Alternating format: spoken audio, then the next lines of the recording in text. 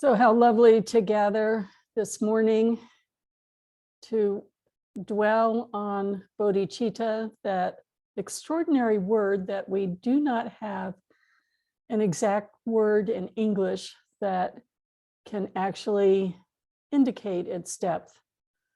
I'd like to start this morning with the Bodhicitta prayer. And most often we think of this as a dedication prayer, but it is essentially all times everyday prayer. Let's just put that in the chat. Bodhicitta, the excellent and precious mind, where it is unborn, may it arise. Where it is born, may it not decline, but ever increase higher and higher. So I'm sure Sue talked about the word bodhicitta, the awakened heart mind, that we think of as a spectrum of growth throughout our life that has no end, no boundary, no limit to how vast it can become. And so if you look at this prayer, there is a sense of understanding. First, we need to touch base with it and see it in our own heart mind. Then as we touch base with it, we want to nurture it, make sure it doesn't decline, and help it grow continuously. And so I want to particularly emphasize that we're talking about a spectrum that begins with just our very first intention. And where we're starting today is exactly the right place. We're not supposed to be any place else other than where we're starting today. So I reflected on why bodhicitta is such not only such a precious mind, but so inspiring. Many people find that this is their doorway to the Dharma. And that was true for me, particularly in the Mahayana. The pervasive teaching of bodhicitta begins and ends every teaching and pervades every single teaching. And growing up in this particular culture, the thought that there is a extraordinary aspect that is in my mind and can grow is quite something to take in. I think in our culture, Judeo-Christian culture starts with the sense that there is some original sin quality. And even if we haven't encountered it, there is a philosophical root that colors our culture. And in this philosophical system, it's an original blessing. And that original blessing is our nature. And we could say it is the seed of bodhicitta and the fulfilled bodhicitta. And that each and every one of us has that seed of bodhicitta. So that is the starting point. Even if we haven't felt it directly, that seed is within. And even if we can't see it in ourselves in an active way, it is our nature. And so our life's journey is uncovering that seed and allowing it to shine forth. And I think the time in my life and the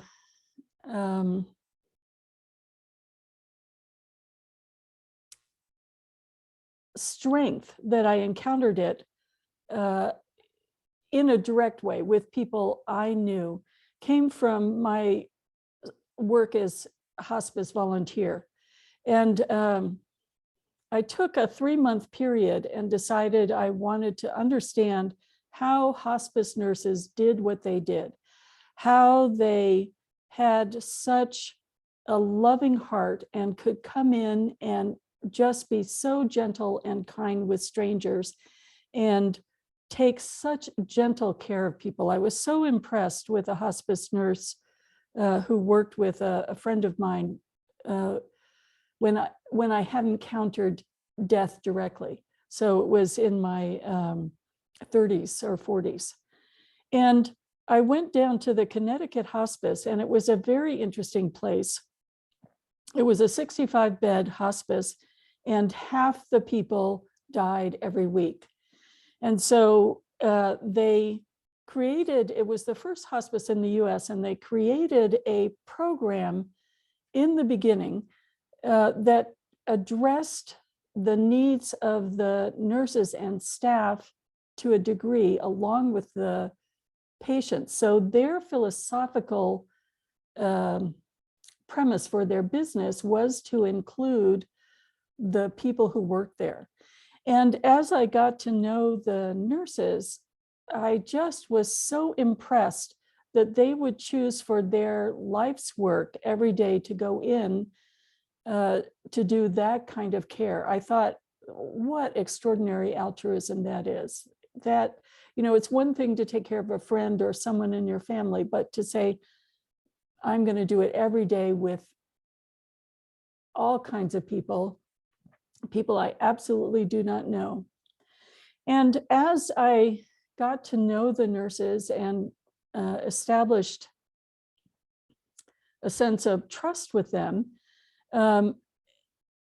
it came to be revealed that they were at a point of crisis. The whole nursing team was at a point of crisis. It was during the AIDS massive death period. So many people were dying, so many people were coming to the hospice and dying fairly quickly.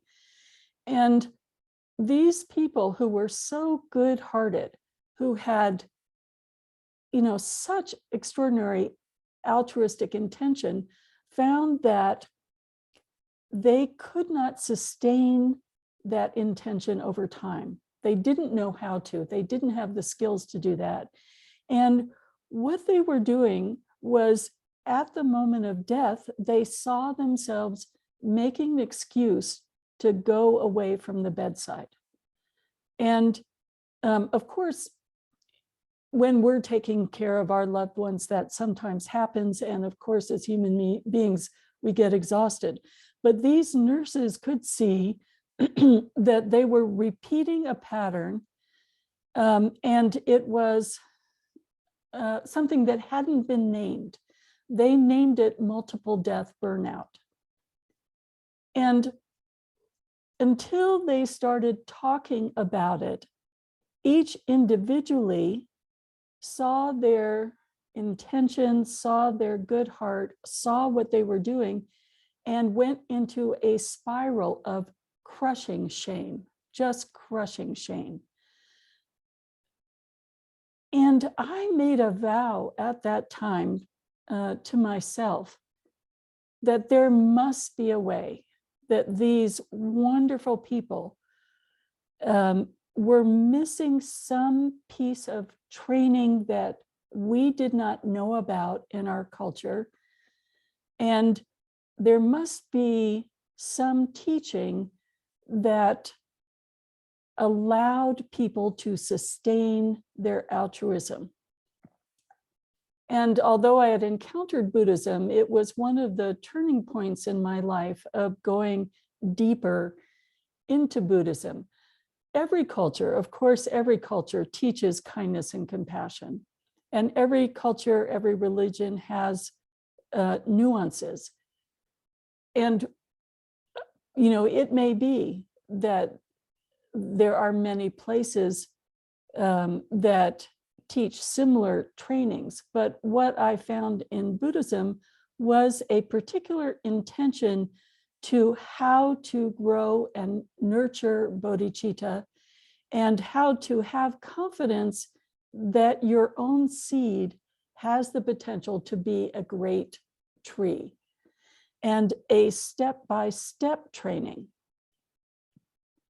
So you are actually studying the greatest text in Mahayana Buddhism. It is studied by all the traditions.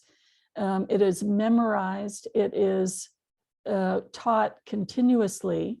So this is one of the great texts that takes that step by step, identifying what bodhicitta is, seeing all the human responses as we start to grow that bodhicitta, and giving, I love Shantideva because it's like encountering his personal pep talk as he grows over time and explores every aspect of bodhicitta. And I think I was drawn to the Tibetan Buddhist area for many reasons, but most particularly, we still have access to a generation of teachers who not only became accomplished in bodhicitta, but they were tested in the most extreme circumstances, like Martin Luther King, like Nelson Mandela. People were coming out of Tibet, ordinary monks, as well as some of the great Rinpoches, saying their biggest challenge was to maintain bodhicitta in all of the circumstances with the takeover by the Chinese soldiers, all of the suffering in the, the same old human story of one group oppressing another group.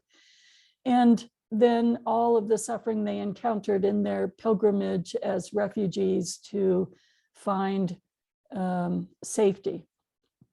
And because so many teachers from Tibet were coming to India and then to the West, at this period, now still, we have a way to accept the invitation to train in their footsteps. How did they develop such a great heart and mind that they did not lose their bodhicitta, and in fact use the difficult circumstances to expand their bodhicitta?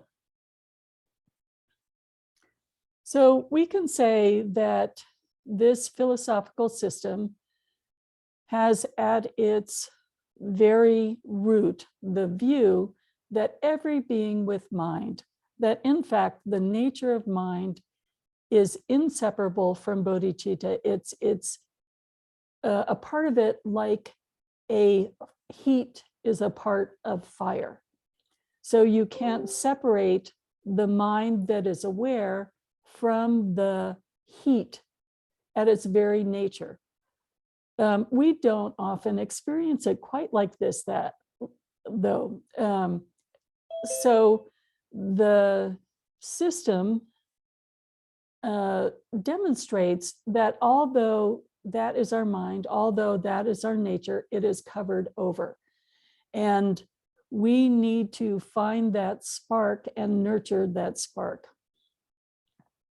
So it's a little like the Olympics. Yet again, the Winter Olympics happened. Yet again, I saw beautiful ice skaters. And I can say, I have a body, just like the ice skaters have a body. I live in Maine, just a lot of ice. I have the potential, I absolutely have the potential to become an Olympic ice skater. I am not an Olympic ice skater. I am really far away from being an Olympic ice skater because I have not developed that intention strongly enough to even buy ice skates. So we are starting with, how does the intention begin to open our willingness to train and our willingness to devote more and more of our life and attention to this training, so that we have the capacity to fulfill that intention or that aspiration of bodhicitta to the degree that our heart mind is of the same strength of our greatest heroes. It could be Mother Teresa, it could be Nelson Mandela, it could be Martin Luther King, it could be the Dalai Lama. We have that same Olympic potential within us. Okay, so I'm going to put another verse in the chat room. So this is a verse you may have encountered. It's in the first chapter. Bodhicitta, the awakening mind, in brief, is said to have two aspects. First, bodhicitta in intention, then active bodhicitta practical engagement. Wishing to depart and setting out upon the road, this is how the difference is conceived. The wise and the learned thus should understand the difference, which is ordered and progressive. So very wisely, Shantideva sets out in the very beginning, first you have to know what ice skating is. Then you have to know if there's a pond and is the ice frozen. Then you have to actually buy the ice skates. Then you have to get on the pond. And maybe, I would want someone holding my hand the whole time. And then if I went to the ice skating rink every day for hours, starting when I was 15, yes, I could become an Olympic ice skater. But without all of the steps, it'd be ludicrous for me to just go out on the ice today not knowing anything. I would break all my bones. So Shantideva is saying, all right, let's just start at the beginning. Let's start with the intention. Let's learn about that intention. We may not even have at this moment the same intention that those hospice nurses had. I didn't when I was a younger person. So we have to start even with what does it mean to allow that intention to arise in our hearts? And where can we meet a felt experience of our own bodhicitta? And it's so interesting. One of the stories about the Buddha in the previous lives, when they went back in time to see where did his first intention of bodhicitta arise, that over lifetimes became the great vast heart that we're exploring now. What was the first beginning?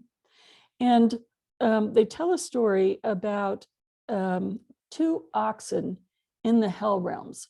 And, you have to think of it like a dramatic movie, like, you're in the fire and, pitchforks are stabbing you and you're pulling a heavy load of, rocks or something, and you're the ox and the heavy yoke is on your neck and you're trudging along and you're just totally miserable. So with all that drama, yes, we would be focusing on our own suffering. But they said the first impulse of bodhicitta in the many lifetimes of the Buddha was just for a second. He had a brief thought, if for a moment I could lift the load of the ox beside me. It may be that that ox stumbled. It may be that he could just sense for a moment that someone else was there. And if for a moment he could take a little of that load. So that's the starting point. That is that flicker. And so when you think of the flicker in our minds as we experience it, you can see how, I'm going to say human, but we're not thinking of mind as human only. We're extending it to all living beings with mind. But we can think in terms of our own human mind, what happens when we have that first flicker of, oh, if I could lift the load for a minute, and then immediately fear enters. We know that from what we're experiencing today with seeing the images of the war in Ukraine. We feel helpless. we feel, well, if I took on one more part of a heavy load, I'd be overwhelmed. How could I possibly, I don't have the skills or the capacity. What if, if I took on the one more of a load, what if I collapse? Immediately fear overwhelms us. So I want to just acknowledge that so that we see how tender that little flicker is and how important it is to understand that all kinds of other thoughts immediately intervene. And it's as though our heart opens a teeny tiny little bit and then we slam the door shut. And that this is the starting point. Many of you may be more advanced and have done a lot of training, but still seeing even more subtly how the door of our heart opens and how the door of our heart closes is a lifelong journey because there's no end to the exploration. So I want to work with that flicker and invite you to find a way to touch base with it in a way that you can experience. And to start out by saying, if you're in a very difficult situation right now, it is simply guidelines that you may use over a longer period of time. But we're going to look at lots of different ways that we can approach that flicker. And part of it has to do with starting to have a little bit of confidence in our Buddha nature. So this may be a foreign concept to you, but I'm going to invite you to just settle in with it might be true, and what would it be like if I could begin with the confidence that this is my nature, even though I can't see it, even though it's covered over.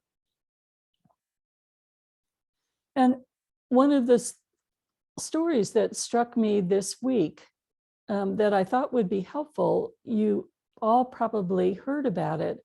There was an American couple who had a surrogate mother who gave birth to twins in the Ukraine.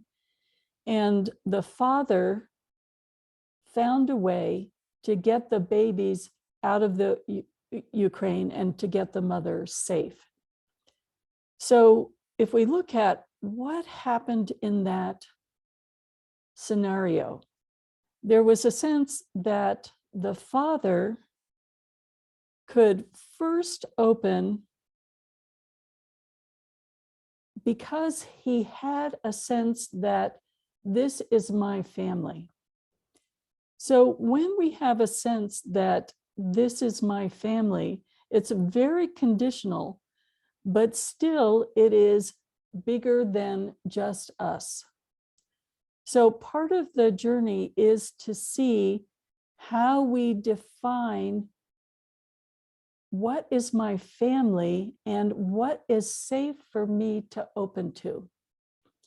And then we know when we have this sense of this is my family, then we can go to great lengths.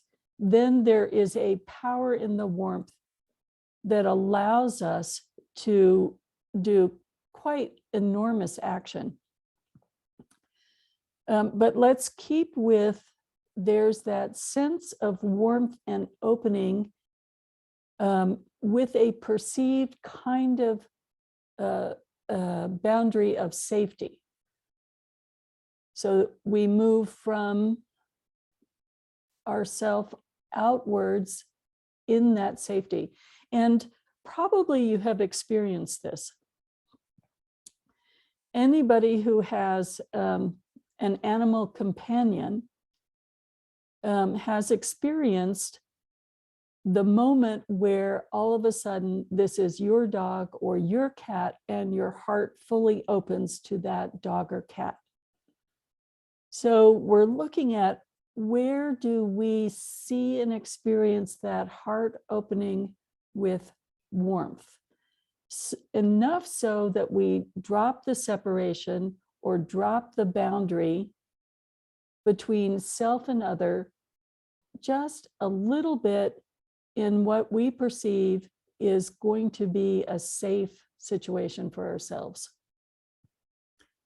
So we're looking at that, cracking open the door and that moment where that warmth just blossoms. And it might be just a tiny little spark, but there's that sense of now you're willing, you're perhaps not ready to fly to Poland and have a team go through the war to get that sweet little dog, but many people are rescuing from floods and other disasters. So you do have some way of connecting from that perspective. I suspect maybe at least a third of you have animal companions.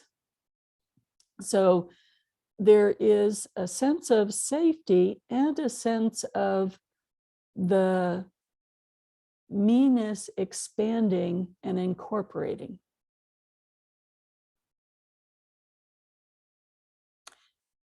And let's keep with the example of the animal companion, because it's so helpful for many people. Not only are you offering, you're opening that little door of your heart and you're offering warmth. Animals are so helpful because they are a way for us to experience unconditional love. So the bodhicitta aspect can come from a feeling on your side, or it can come from a feeling of being loved.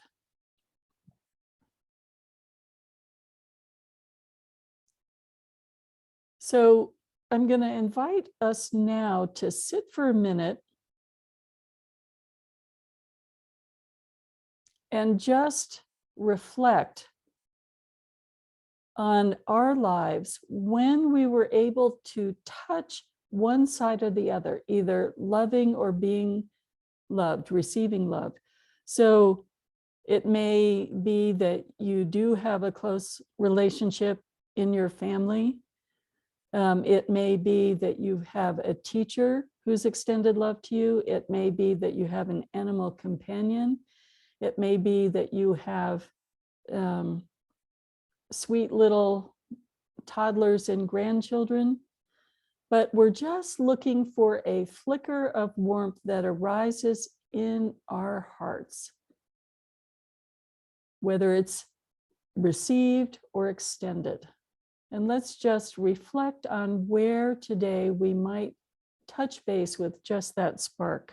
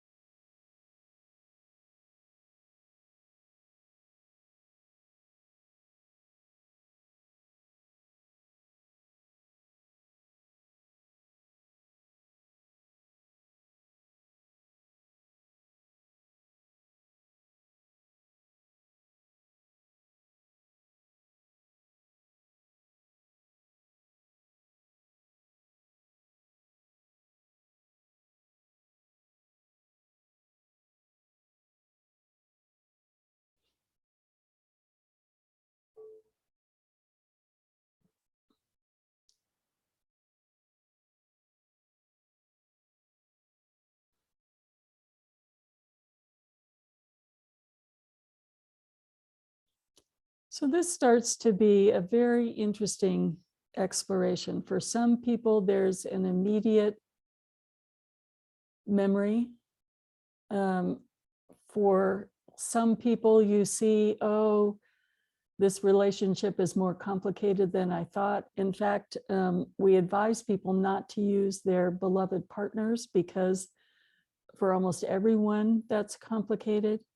We know in our Western culture, people have fairly complicated relationships with their parents.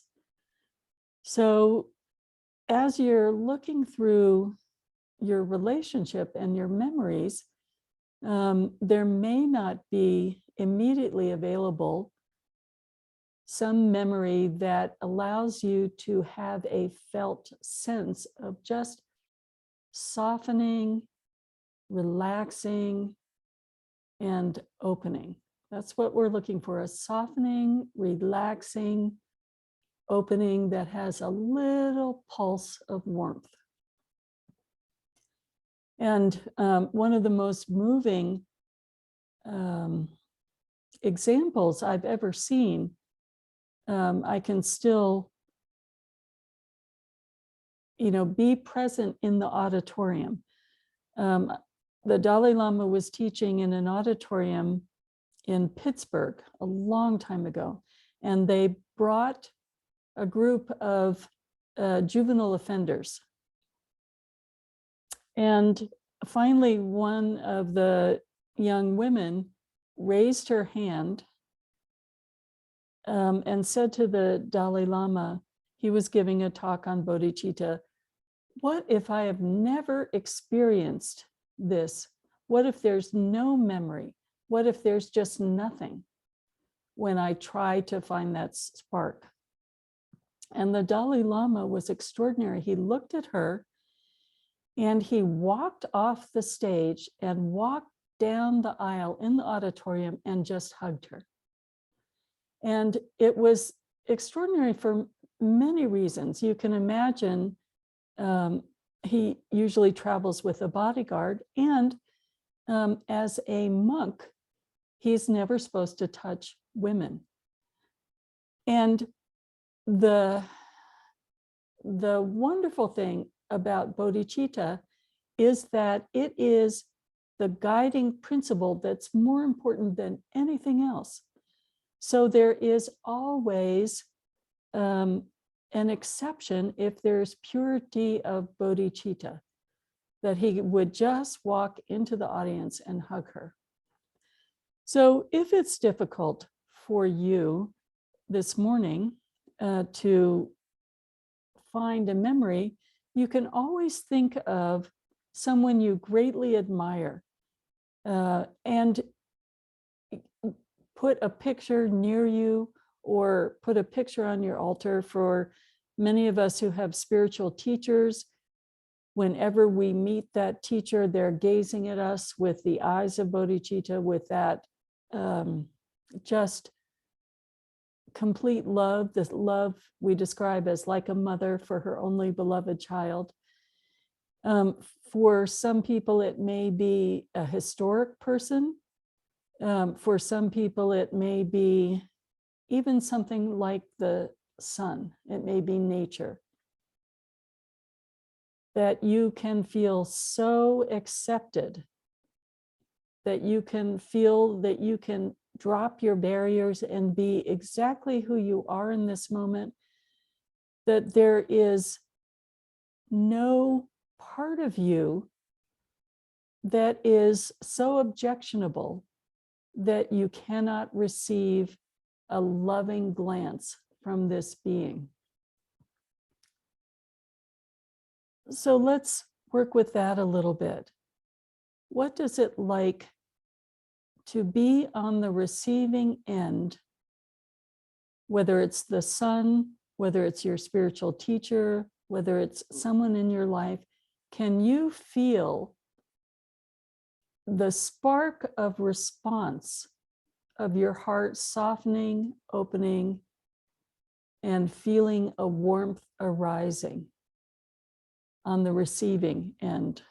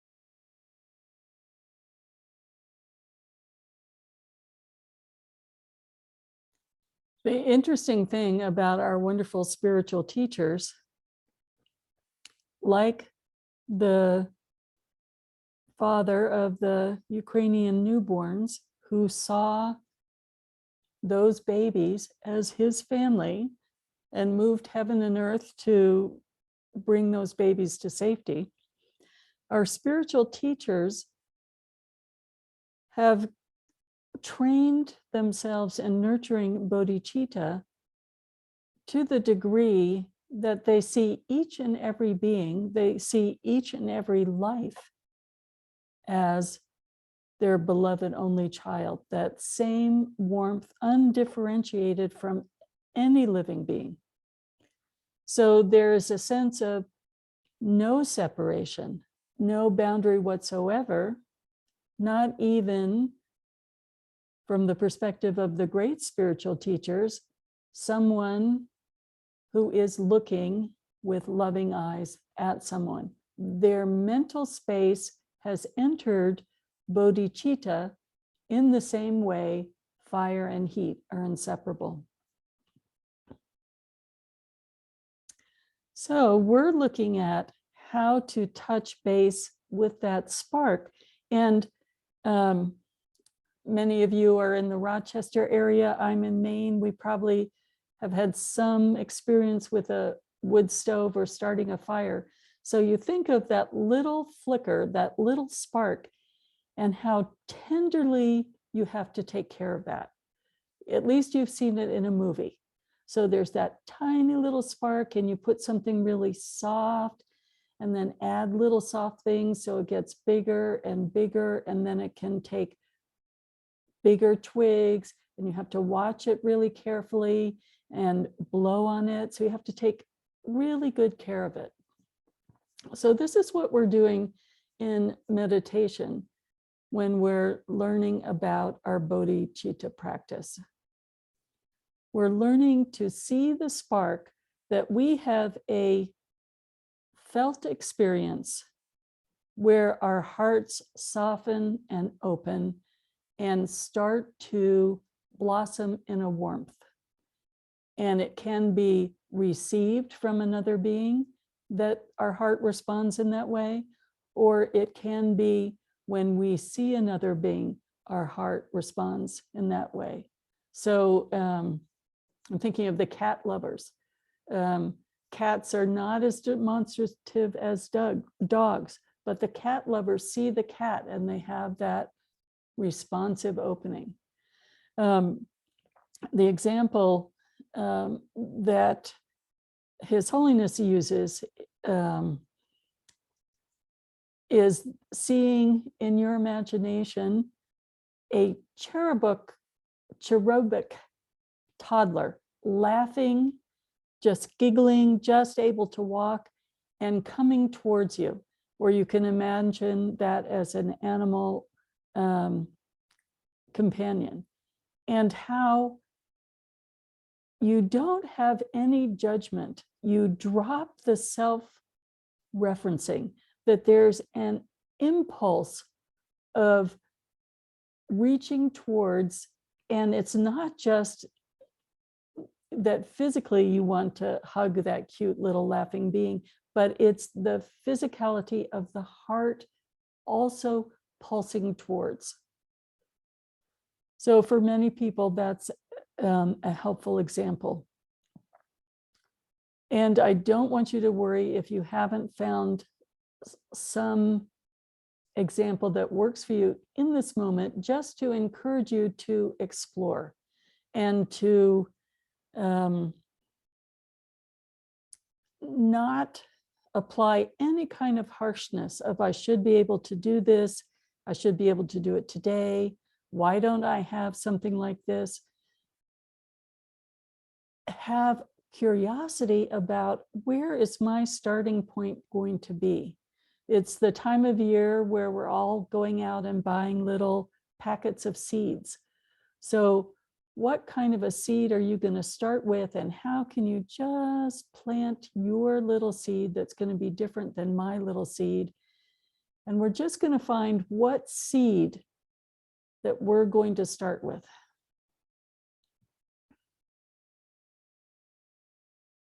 We're not worried about any of the other bigger issues of, could we fly to Poland? We're just looking at that impulse of softening, warmth, arising, pulsing out. And let's even say it doesn't even need to be pulsing out, just the sense of filling. In the same way, if your example is nature and you're feeling the sun on your skin and you're warming your bones after a long winter, that softness, that warmth, that openness, you're safe with this particular memory, you're safe with the sun. The sun isn't asking you to do anything.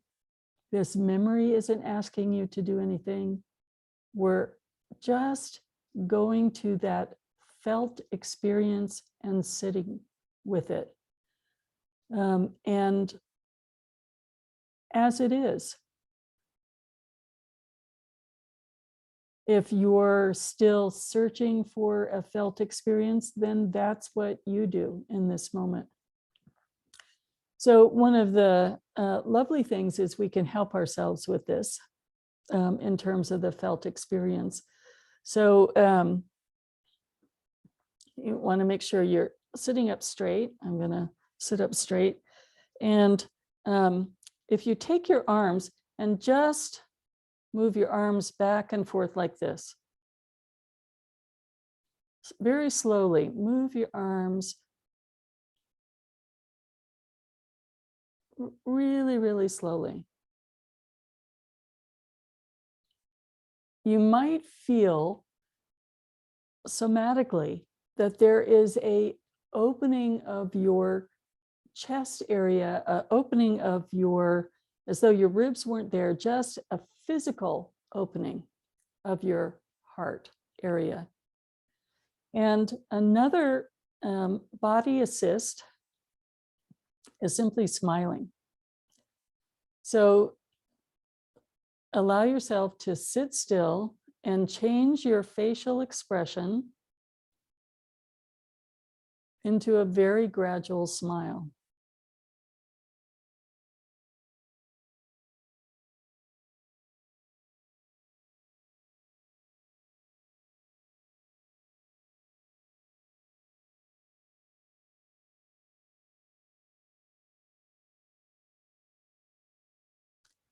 So you may find that it's not nature, it's not an interpersonal, it's a body experience that just gives you a difference between being closed and being open.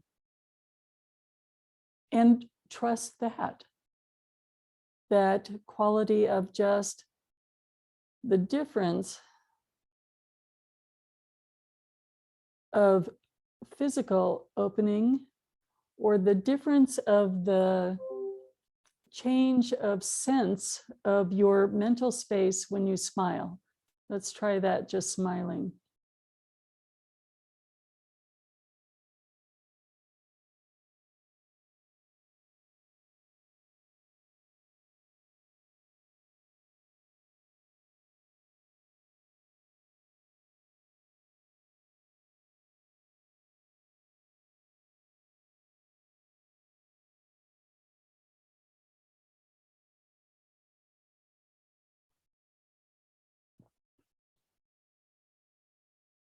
The training from our particular lineage,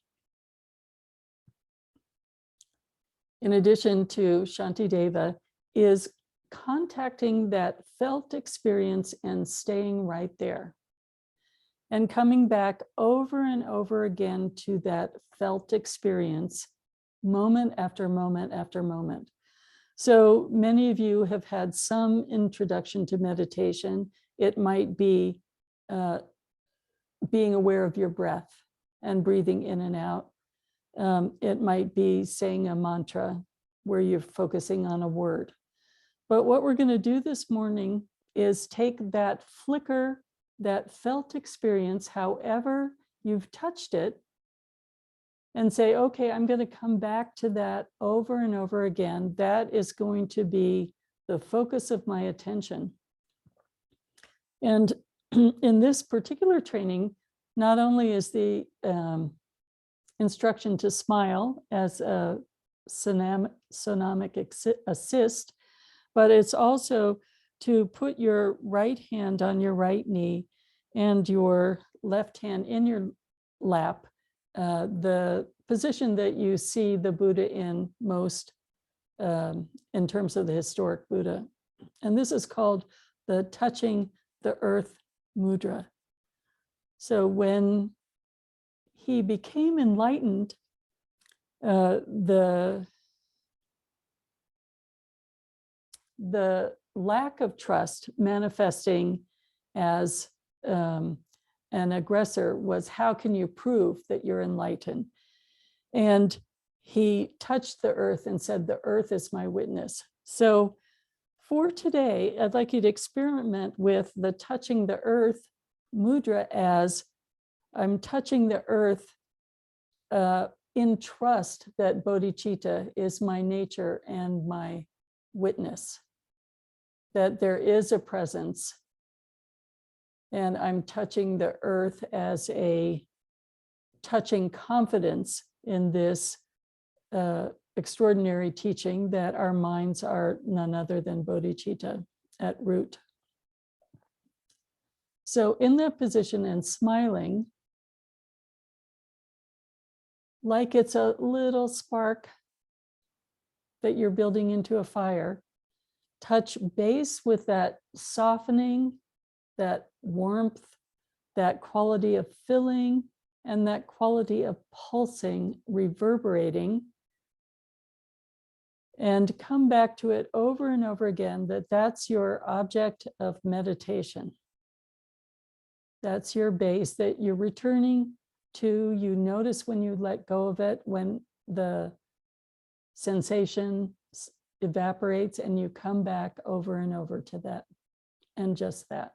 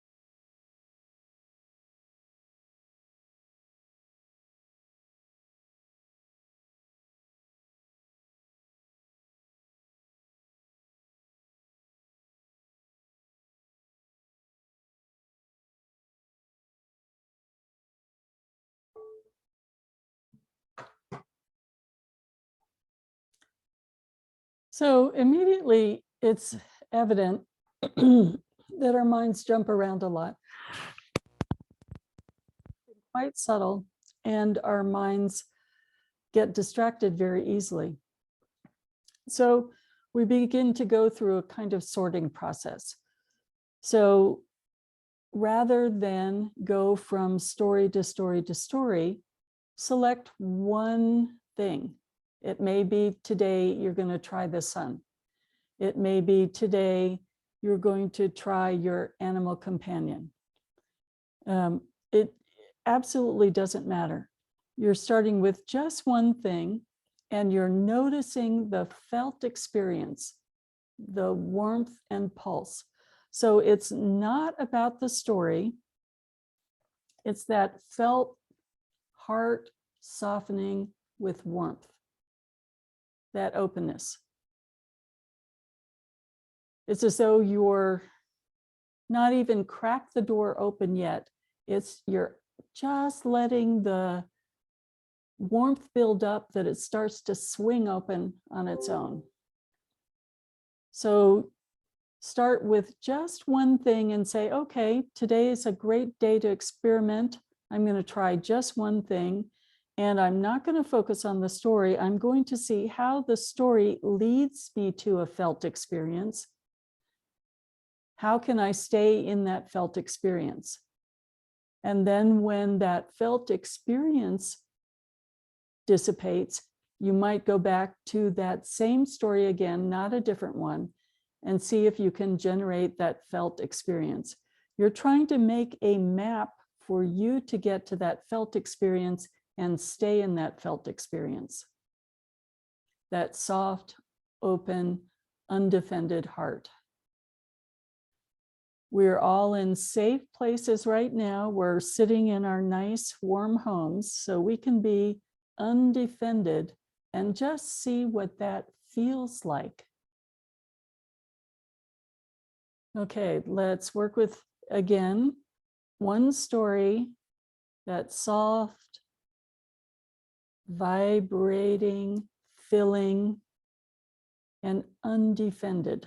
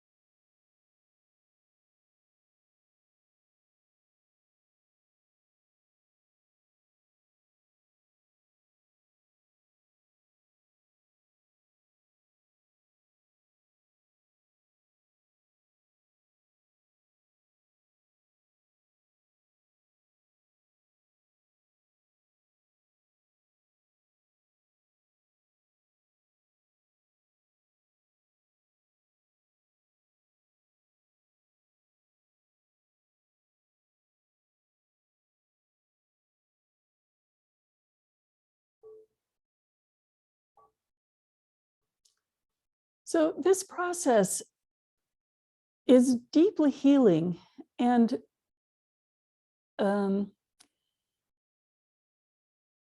affects us in a lot of different ways. So in the same way, when we're thinking of seeing the pictures on the TV and seeing the Ukraine, we have this compassion that arises seeing the suffering, followed by immediately, I can't do anything, it's too overwhelming, et cetera, et cetera. When we are doing this work of filling up with bodhicitta and contacting that bodhicitta, we also can encounter all kinds of feelings of I'm not truly lovable. And the importance and significance of the philosophical base of Buddha nature, that each and every being with mind is a seed of perfection. No matter what has happened to them, no matter what they have done, at nature essence is Buddha nature entirely lovable.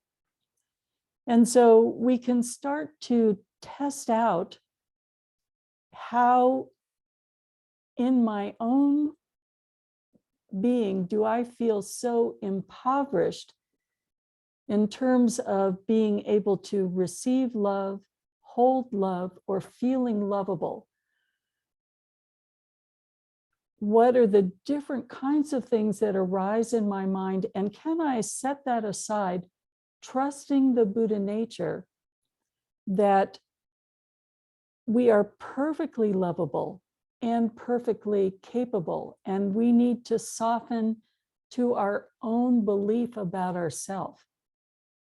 It's not only the fear of doing something for someone else, risking getting hurt, it's taking in, I've been hurt, and I need to soften and reclaim the perfection within, the perfectly lovable within. Over time, there'll be ways to look at all those different aspects that come up in terms of, you know, why we might feel this or that. But for now, if we can begin to think in the same way our animal companions are not rejecting us, the sun is not rejecting us, and just in the sense of warming and thawing our own belief in our own lovability, so that we can really deeply have that felt sense, not blocked by a false view of ourself and not afraid of something outside. Can we touch that, even if it's just tentatively? What would it be like to soften my heart in an undefended way towards myself?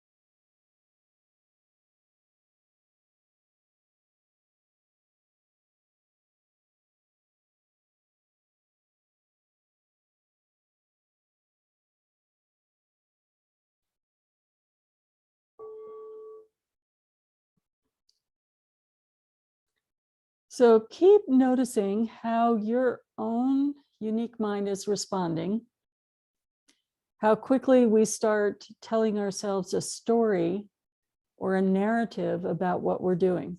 And let's go back to the just physical qualities. So moving your shoulders, you can bring your shoulders back, rotate them back and feel the opening of your body, moving your arms back and forth, feeling an energetic opening of your body.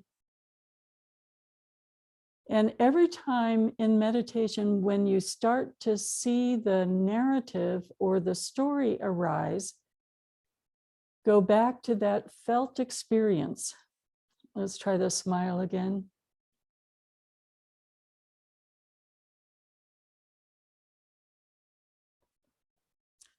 So we're receiving not a conceptual story, but a felt experience. We're thinking of the pulse outward, not as a story about our sweet little animal companion, but the feeling you get when you open the door, having been away, and this laughing greeting that's so unconditional arises as animal companion, and you have a felt response. So closer and closer to the felt response, and allow that felt response to permeate in a way that is accepting of every part of you. Think of those wonderful nurses from hospice. If they were here with us today, we'd say, "Oh, honey, please don't go into shame. Honey, you are so wonderful. I see your goodness. I see your altruism." Say that to yourself. I see your spark. Honey, let yourself just be filled.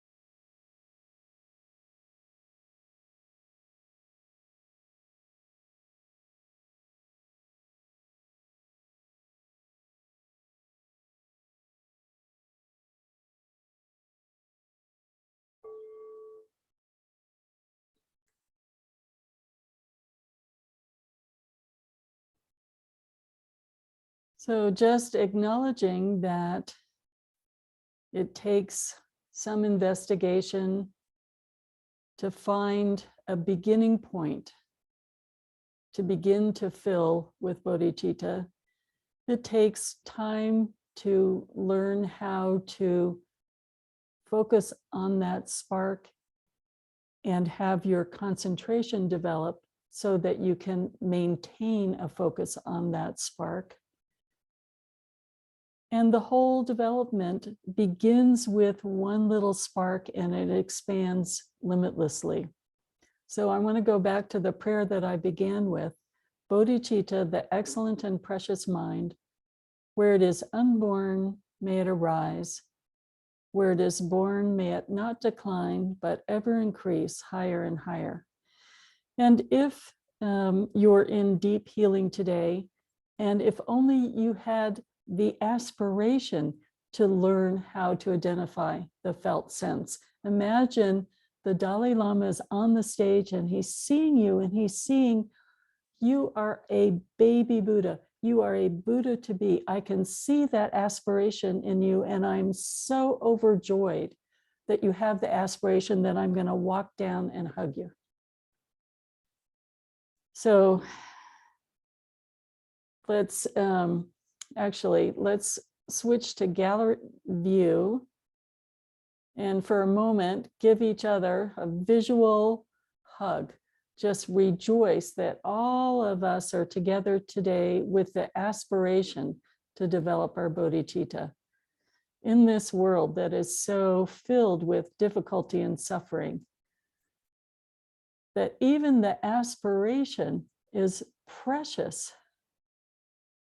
And we have confidence that that aspiration will grow limitlessly, that it is the seed that is catching fire. And because it's our nature, has the capacity to grow and will grow.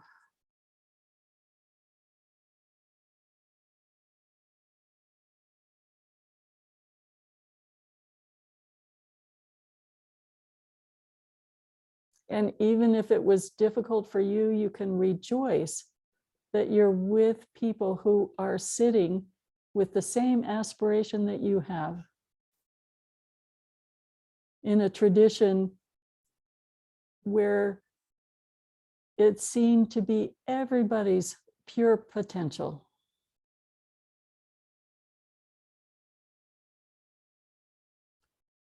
So we can, for today, take on the confidence of the Dalai Lama that it's all of our potentials.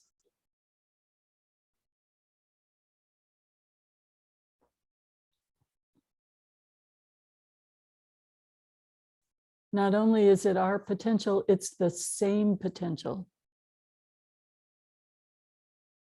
I could not become an Olympic ice skater, but I could become as vast as heart as the Dalai Lama, because I have the intention and I'm setting that intention into motion.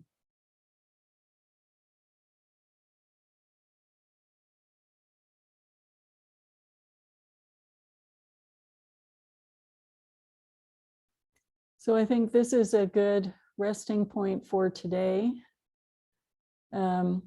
Miriam, if you'd like to do the closing prayers, and then we have time for discussion.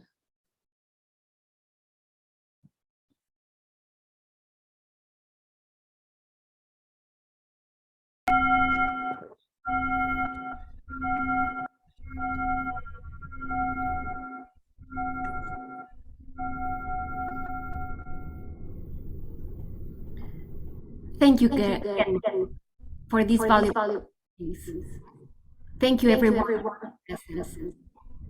Dharma Ref will be making an offering to Vajra in appreciation for Khenmo's speech.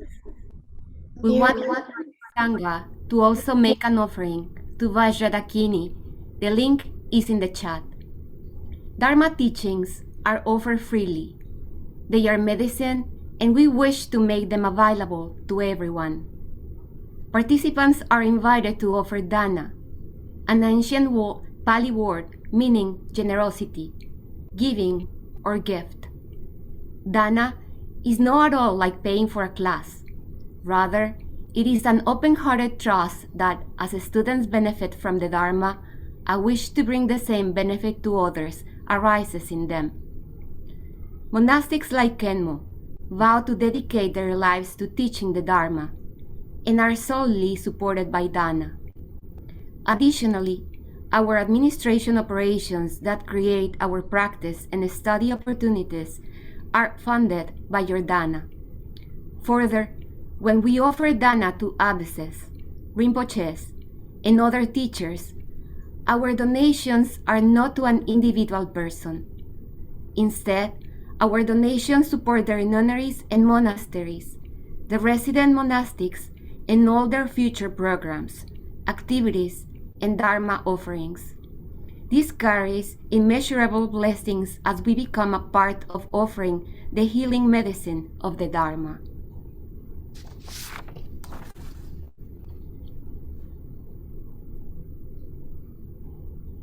Today, we are dedicating the merit of our practice to all who are suffering from the impacts of COVID, isolation, injustice, climate change, and every form of distress and conflict.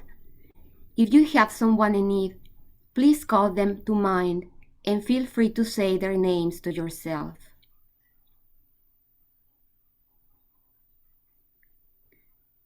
Bodhicitta Dedication Prayer. May Bodhicitta, precious and sublime, arise where it has not yet come to be, and where it has arisen, may it never wane, but grow and flourish, and ever more and more. Before we close, there are a few announcements. We are planning to have 2 spring retreats as a part of the spring retreat series with Khenmo Drolma at Dharma Refuge. Link for retreat information has been posted in the chat. And the next Study with the Sangha session will be again with Khenmo. And now our closing prayer. For as long as space endures, and for as long as living beings remain, until then, may I too abide to dispel the miseries of the world.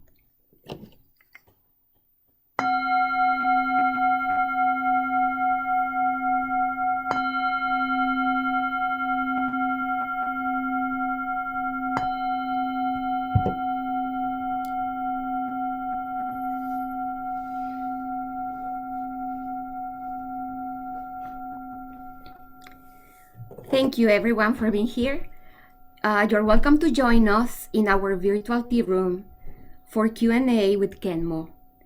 And now I hand it back to you, Khenmo. And thank you again for being with us this morning.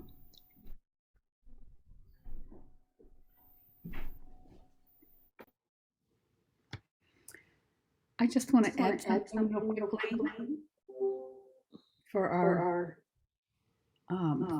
participants. I don't know why we're getting an echo today, but we keep getting them.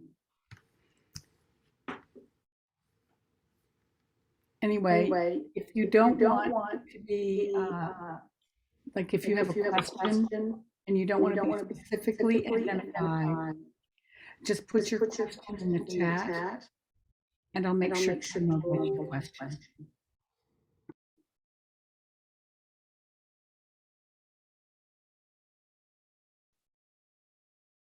Okay, thoughts, reflections, questions?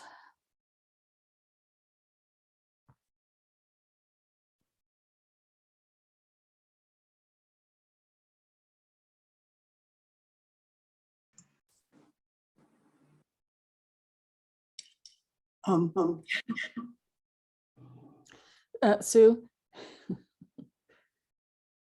Okay, we're getting echo. Catherine, is there I have my original sound off. Can you change something? I'm looking. I Khenmo, I want to turn original sound off as well. It's up in the top of your window. It's a little toggle. Okay, there's an improvement already. Am I not echoing now? No, Okay. you're not echoing at all. The echo's gone. So whatever that was, that fixed it. All I Oops. did was mute myself. Oh, try turning your original off. Do you know how to do it? Yeah. Okay. I'm still getting an echo. Maybe try and mute yourself. Oh, I don't, yeah, so we'll have, Anytime you have two, like have not only your video, like two devices open, a phone and your computer, that often does it when there's like two microphones. Like I don't seem to be echoing right now. no, Okay, you're not echoing now. okay, Oh, now you are. okay. We'll do the best we can, talk slowly, and I will in the background see if I can fix it. Khenmo, can you turn your mic off? Yeah. Yeah, it seems like it's related to your mic, maybe? I don't know. So sorry, that's too bad. It didn't happen at all while you were teaching. No. So, which I just wanted to thank you for that incredible, beautiful teaching. And I feel so joyful that you were here to share this with the Sangha. And it fits so beautifully with what we've been studying. And we, just to say to everyone, we were doing this practice on generating a field of refuge or a field of care. And this fits in so beautifully with that. So Khenmo really slowed us right down and brought us into finding that spark and then connecting over and over with it. And I love, Khenmo, that you talked about Bodhicitta as an original blessing. And I found myself turning when I experienced an aspect or part of self that couldn't receive, that image of the Dalai Lama going and hugging this person, I just sent, like I felt the Dalai Lama coming in for all of us. And that was so, talk about having an embodied experience of bodhicitta. That was just really powerful. I used that as an assist in my practice. So I wanted to thank you for that. It's a beautiful, beautiful teaching. I think of that, I think of Pittsburgh and that they bust in group from the local juvenile delinquent center. And what an amazing experience it was for that. Well, it was for everyone, but for that young woman who had no memory or anything in her experience to touch base with. It was extraordinary to witness. We worked with the realms a little bit last time in reflecting on precious human birth. And I posted in our resources a little teaching by Thich Nhat Hanh on the hungry ghosts. And when you were describing that young woman in the audience, it made me think of the teaching that Thich Nhat Hanh did about hungry ghosts, that sometimes you can see a human being that where that spark is so obscured, you almost sense they're not a full human being. And I just thought of that teaching and thought, oh, the Dalai Lama just like awakened this being, I think, in that moment, Mm-hmm.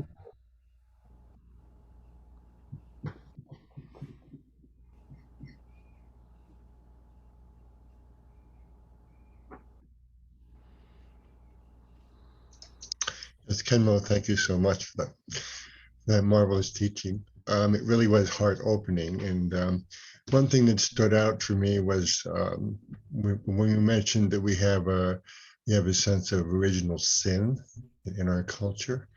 I think that's really true. I hadn't really thought about that, but it seems that we do. We are extremely critical of ourselves in our culture. We know that. So we have a sense of original something lacking in us, something a little guilty. We have it, I think, for ourselves. We feel that it's true for our nation and for all of humanity in a way, rather than looking for kind of the flaws so much, to look for the innocence. I think that just opened up for me. Thank you so much. So Robert has his hand up.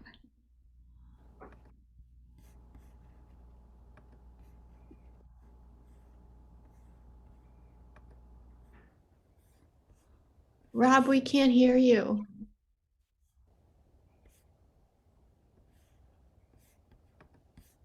You're muted again. Can you try unmuting? Let me.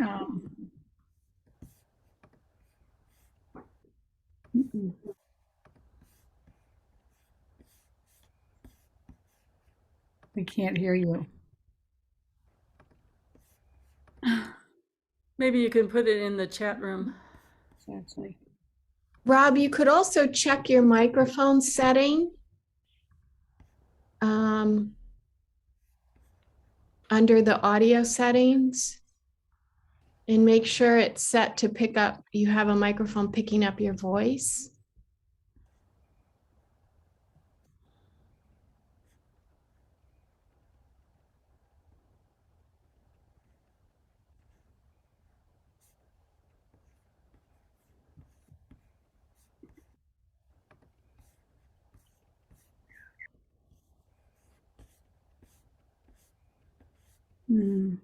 Yeah, maybe if there's something you can type in chat, Rob.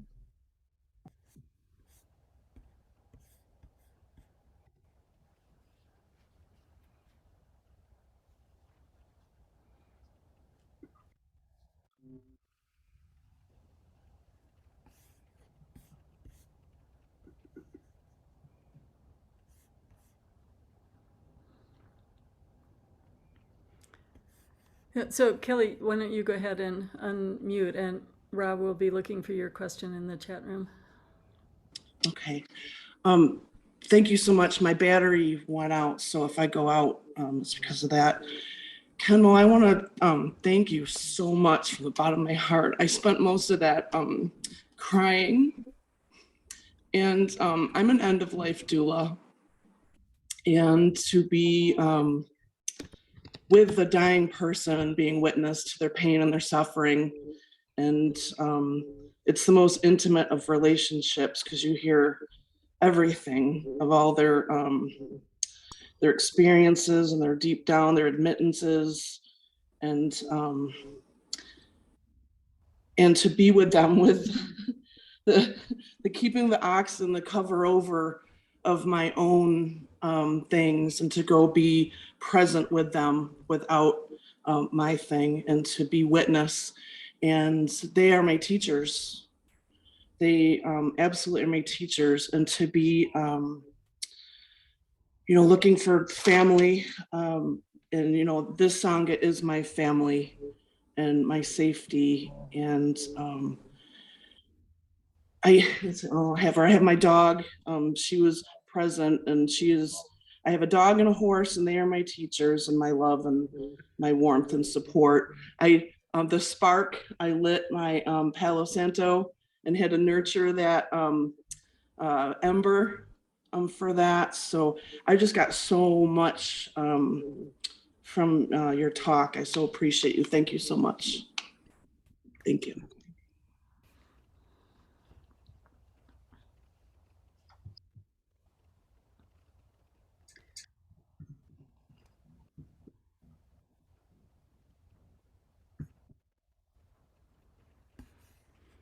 Yeah, Marcia? You're muted, Marcia.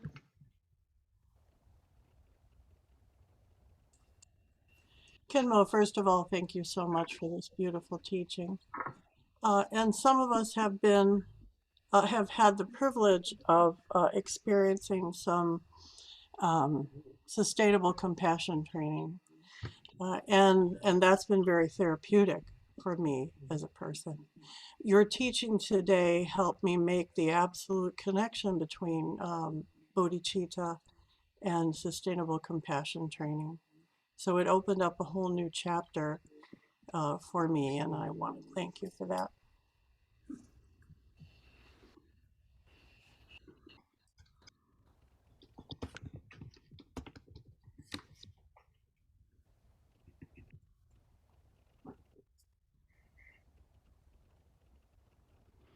I love that it goes on forever.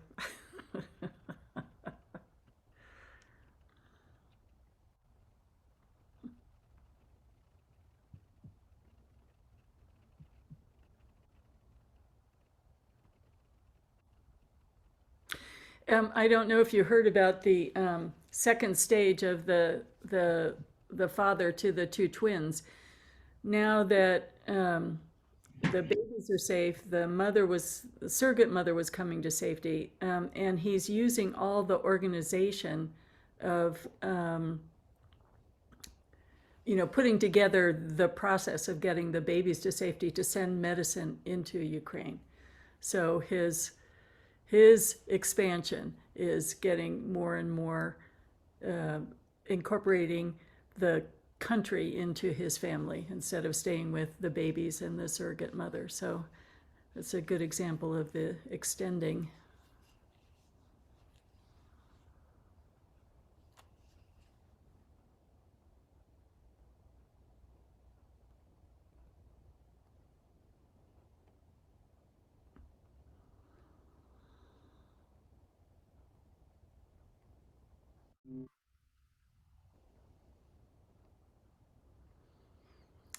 Okay, last thoughts. All right, I'm going to see if I can play a video of the youngest nuns singing the Bodhicitta song in Tibetan. Starts about midway.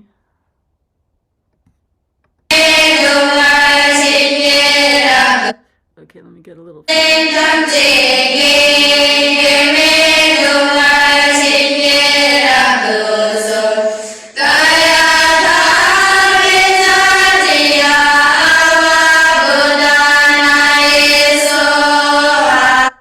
Okay, now it starts. Jangchub is Bodhicitta.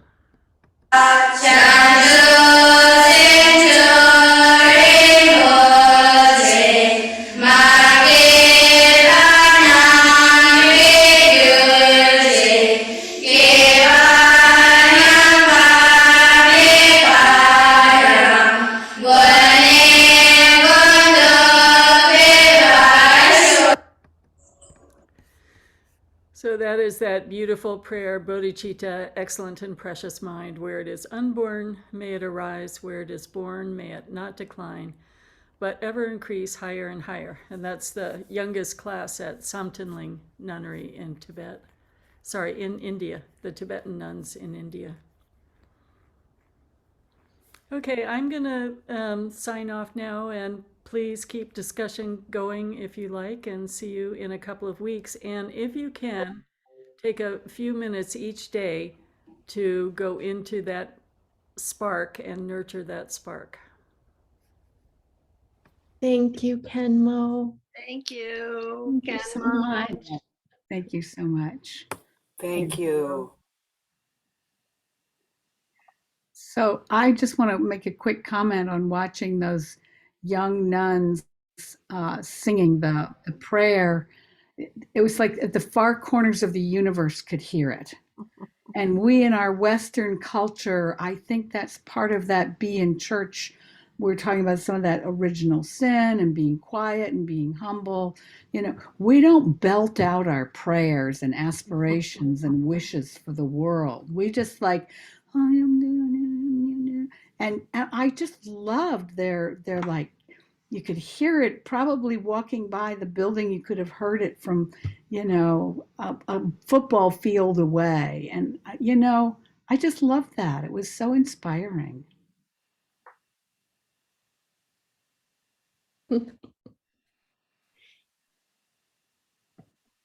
I really love this, and Kelly, I loved what you contributed. I've been sitting with you so many Saturdays, and I didn't know that that's what you do. So it was kind of inspiring to hear what you offer to the world so often, and thank you for sharing that.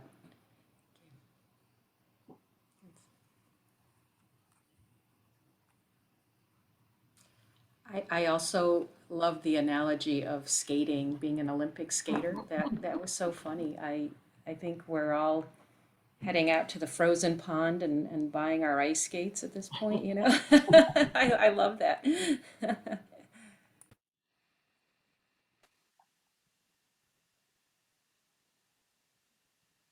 That really is interesting. It's such an important point. It seems to have the intention, kind of habitually, I think we tend to live without intention. It's so important.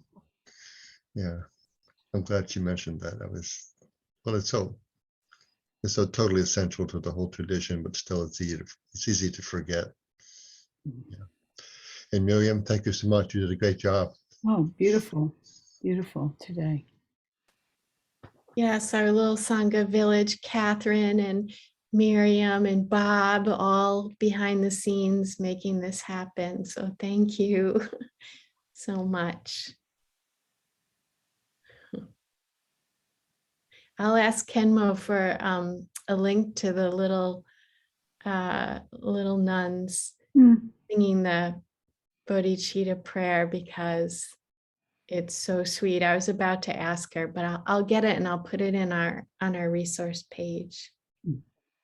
Good. That'll be great. I'm so happy she was able to come, and there's something very particular in this lineage with Bodhicitta that is like a different flavor from other lineages. It's very special. And I feel Khenmo really carries it, and I really wanted her to be with us. So I'm so happy. So to be clear, she's in the Drikung lineage, is that correct? Yes. Okay. So it's Garchen Rinpoche's lineage. And for those who don't know, Garchen Rinpoche's my first teacher and my heart teacher. And he spent 20 years in a Chinese labor camp and is just like, he is just love. There's no one home, just the sun. So like the Dalai Lama.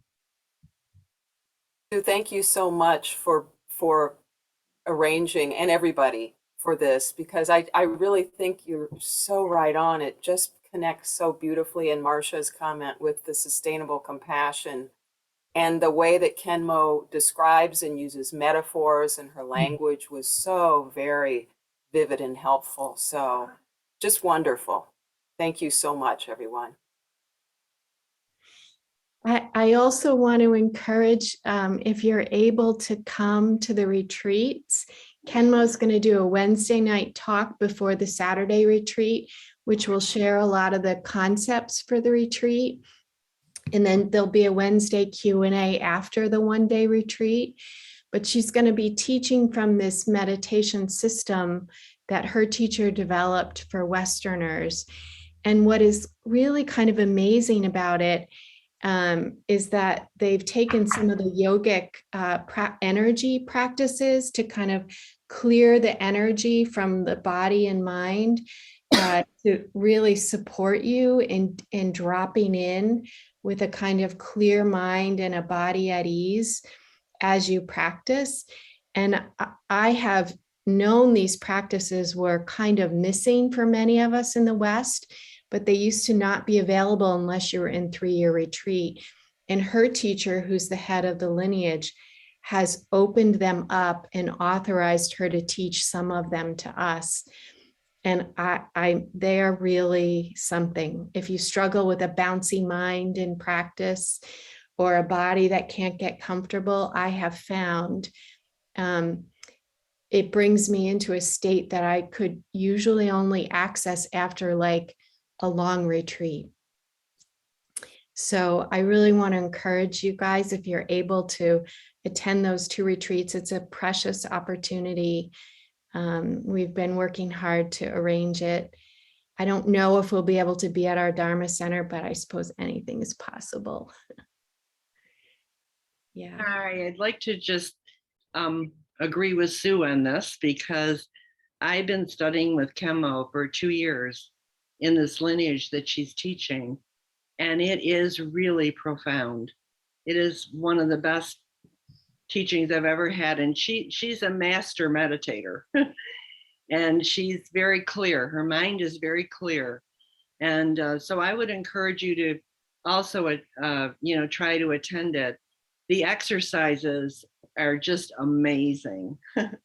And they really do cause you to, or bring you to a point of centeredness and groundedness.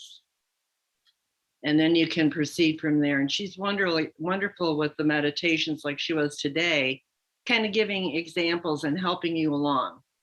So yeah, I would encourage you to come if you can.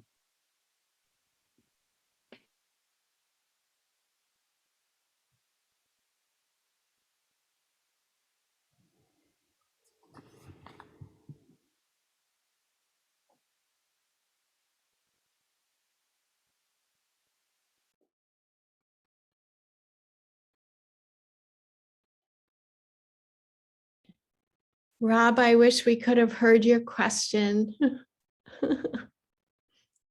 Yeah. Well, thank you all so much. Your cat is typing into the chat, Becky. Yeah. Everybody wants in on the Bodhicitta action. Oh, yeah. All Sue, right. thank you and everybody for making this possible. It was really wonderful. Thank you so much. Well, back in 2 weeks. Yes. Woo-hoo. Bye, everyone. Good weekend. Bye-bye. Bye, guys. Lots of love. Thank you.